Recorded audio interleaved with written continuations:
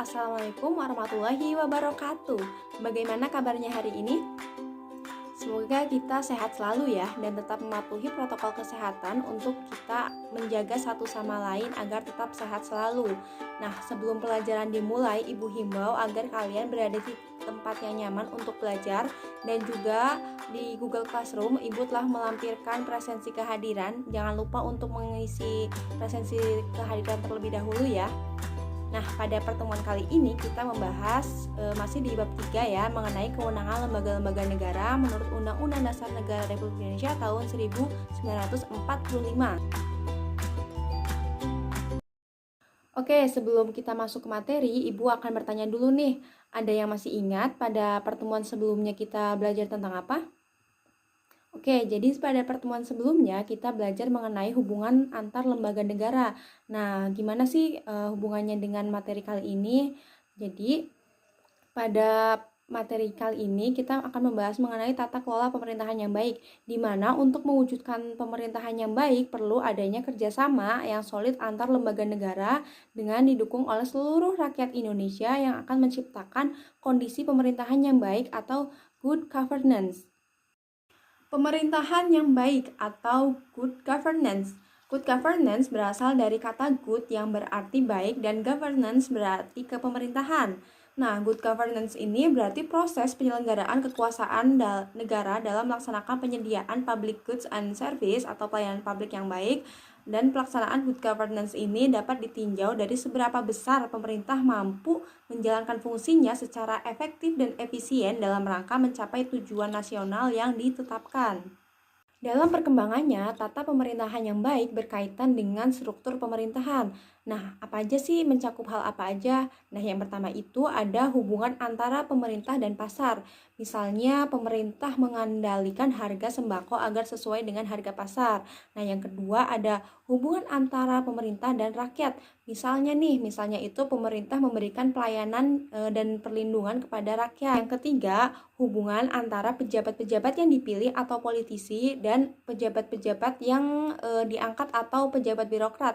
Nah, misalnya itu mengadakan pertemuan atau rembuk antara tokoh masyarakat, pejabat birokrat atau pejabat politisi. Nah, yang keempat ada hubungan antara pemerintah dan organisasi kemasyarakatan atau ormas. Nah, misalnya itu pemerintah memberikan kesempatan kepada organisasi kemasyarakatan atau ormas untuk berpartisipasi dalam pembangunan nasional.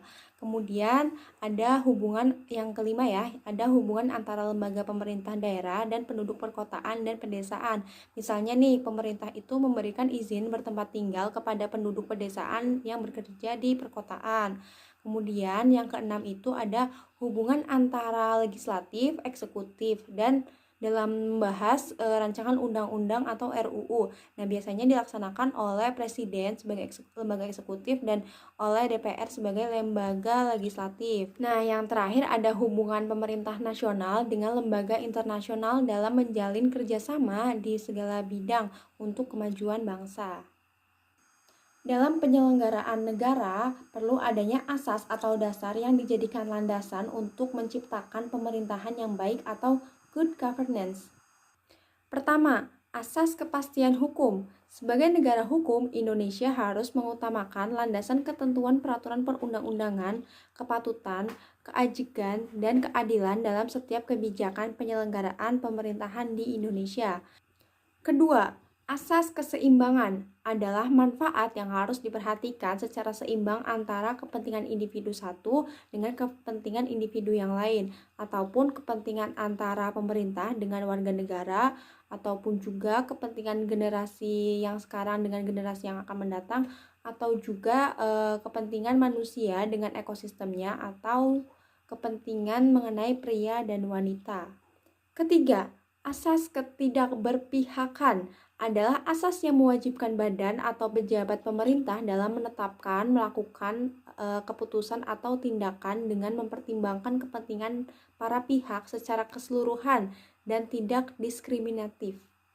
Keempat, asas kecermatan adalah asas yang mengandung arti bahwa suatu keputusan atau tindakan harus didasarkan pada informasi dan dokumen yang lengkap untuk mendukung legalitas penetapan atau pelaksanaan keputusan atau tindakan, sehingga keputusan tersebut dapat dipersiapkan dengan cermat sebelum keputusan atau tindakan tersebut kemudian ditetapkan atau dilakukan.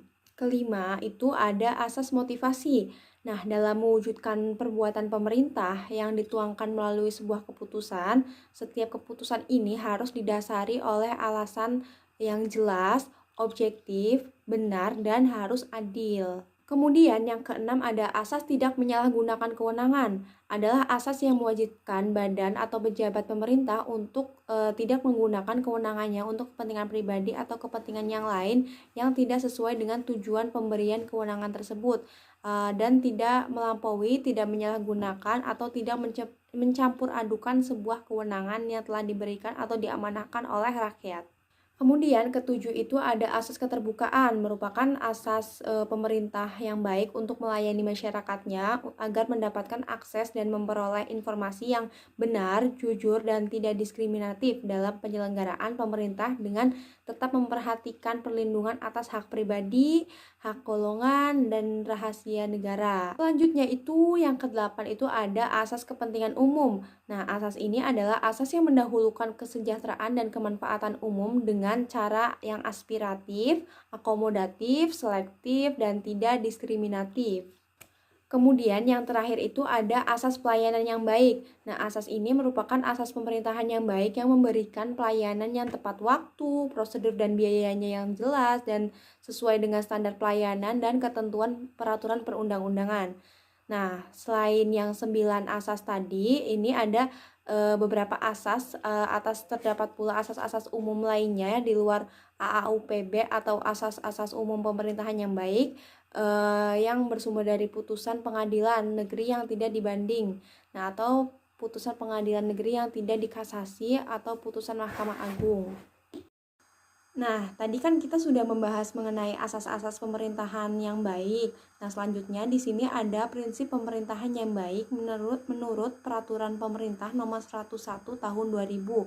Nah, di sini dapat dibaca ya, di sini pemerintahan yang baik itu harus memuat unsur akuntabilitas, kemudian transparansi, kemudian keterbukaan atau partisipasi masyarakat, kemudian efisiensi dan efektivitas, dan yang terakhir itu sebagai negara hukum yang kedaulatannya berada di tangan rakyat, ada supremasi hukum. Oke, tadi kita udah membahas mengenai asas-asas umum pemerintahan yang baik. Nah, di sini kita sebagai masyarakat harus berperan juga dalam mewujudkan pemerintahan yang baik. Nah, menurut pasal 1 ayat 2 Undang-Undang Dasar Negara Republik Indonesia tahun 1945, ditegaskan bahwa kedaulatan berada di tangan rakyat dan dilaksanakan menurut Undang-Undang Dasar Negara Republik Indonesia tahun 1945. Nah, sampai sini kalian pasti udah mulai bertanya-tanya nih, Ibu, saya sebagai masyarakat nih, bagaimana peran masyarakat dalam mewujudkan pemerintahan yang baik sih? Nah, di sini Ibu akan kasih tahu ya, wujud kepedulian masyarakat terhadap lembaga-lembaga negara itu salah satunya adalah dengan cara sebagai berikut. Nah, yang pertama, kita sebagai masyarakat atau rakyat itu harus memberikan kritik yang membangun. Nah, setiap warga negara memiliki hak untuk memberikan kritik terhadap kebijakan yang dihasilkan oleh lembaga-lembaga negara. Nah, hak tersebut menunjukkan bahwa adanya sikap kritis daripada masyarakat. Kemudian nih, yang kedua ada menghormati kebijakan negara. Nah, bagaimana sih? Nah, menghormati kebijakan negara ini dapat dilakukan dengan mematuhi aturan yang berlaku. Nah, sebagai contoh, taat membayar pajak dan taat berlalu lintas. Ketiga, ini ada menyalurkan aspirasi secara benar dan tepat.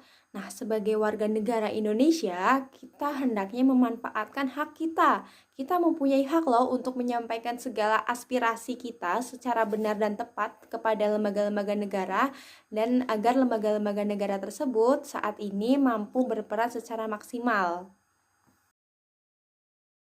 Kemudian yang terakhir itu kita sebagai warga negara harus memiliki sikap tunduk dan patuh terhadap peraturan.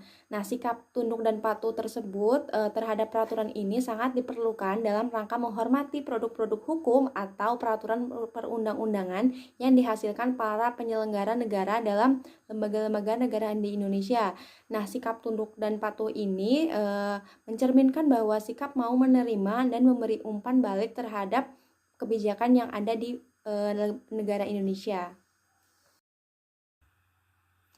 Itulah bentuk kesadaran dan wujud kepedulian terhadap negara dan lembaga-lembaga negara sesuai dengan Undang-Undang Dasar Negara Republik Indonesia tahun 1945. Nah, dengan adanya kesadaran dan kepedulian terhadap lembaga-lembaga negara dapat mendukung jalannya pemerintahan serta sinergitas antara rakyat dengan pemerintah. Nah, maka dari itu negara sangat membutuhkan peran serta kalian nih untuk mewujudkan pemerintahan yang lebih baik. Kalian sebagai generasi muda, generasi yang akan memimpin di tahun-tahun selanjutnya harus mempunyai peran serta kalian dan mari kita bersama-sama agar dapat mewujudkan Indonesia yang lebih baik. Baik, alhamdulillahirobbil alamin, untuk materi pada hari ini sudah tersampaikan semuanya. Mohon untuk dipelajari lagi. Dan dengan begitu materi pada hari ini sudah selesai dan ini merupakan subbab terakhir di bab 3. Berarti menandakan juga bahwa di bab 3 kita sudah selesai. Nah, apabila ada pertanyaan silahkan ditulis di kolom komentar ya. Nanti kita diskusikan bersama-sama. Nah, dan silahkan cek Google Classroom-nya. Di situ Ibu telah memberikan tugas dan mohon untuk dikerjakan dengan baik, tertib, dan disiplin. Nah, pada pertemuan hari ini Ibu cukupkan ya, jangan lupa dikerjakan tugasnya. Nah, dan tetap mematuhi protokol kesehatan. Sampai jumpa di pertemuan selanjutnya. Assalamualaikum warahmatullahi wabarakatuh.